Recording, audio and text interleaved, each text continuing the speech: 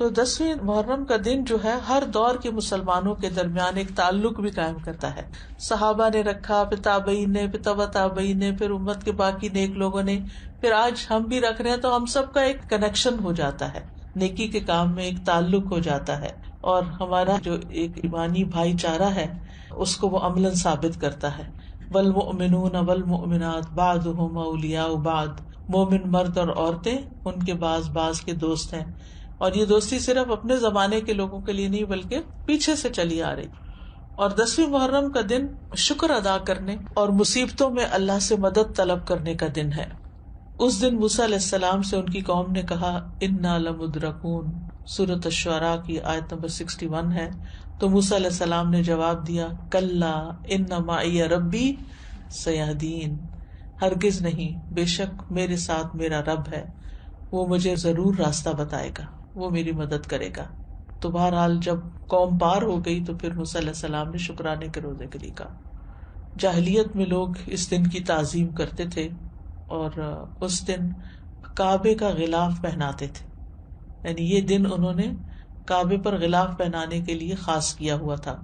حضرت عائشہ کہتی ہیں کہ لوگ رمضان کے روزے فرض ہونے سے پہلے عاشورہ کا روزہ رکھتے اور اس روز کعبہ کو غلاف پہنایا جاتا تھا.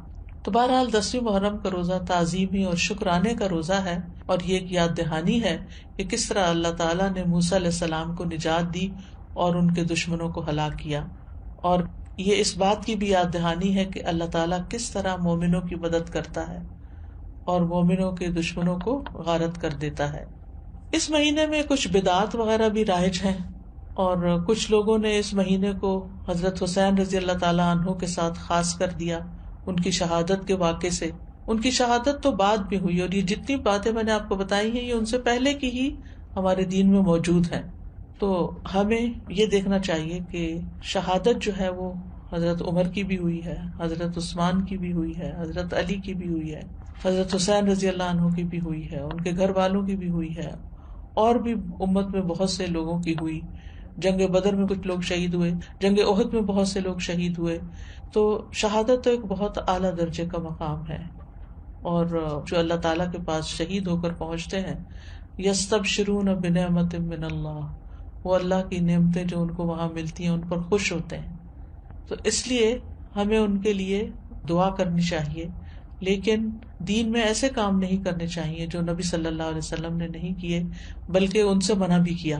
آپ صلی اللہ علیہ وسلم نے فرمایا وہ شخص ہم میں سے نہیں جو اپنے رخسار پیٹے، کپڑے پھاڑے اور جاہلیت کی باتوں کی طرح باتیں کرے. مومن مصیبت کے وقت صبر کرتا ہے، اجر کی نیت رکھتا ہے، تقدیر پہ راضی رہتا ہے. تو اس دن کو نہ ہی جشن کا دن بنانا چاہیے اور نہ ہی غم کا دن بنا لینا چاہیے، بلکہ وہ کرنا چاہیے جس کی ہمیں قرآن و سنت سے تعلیم ملتی ہے. بس دعا ہے کہ اللہ تعالی ہمیں روزے رکھنے کی توفیق عطا فرما دے، کیونکہ واقعی یہ ایک بڑا جہاد ہے نفس سے، اور خاص طور پر جب انسان بیمار ہو جاتا ہے تو اس صورت میں اور بھی مشکل ہو جاتا ہے، اور جو عمر بڑھتی جاتی ہے. لیکن اگر عادت پڑ جائے تو پھر انسان کے لیے آسان ہو جاتا ہے. وآخر دعوانا ان الحمد للہ رب العالمین. سبحانک اللہم وبحمدک، اشہد ان لا الہ الا انت، استغفرک واتوب الیک. السلام علیکم ورحمۃ اللہ وبرکاتہ.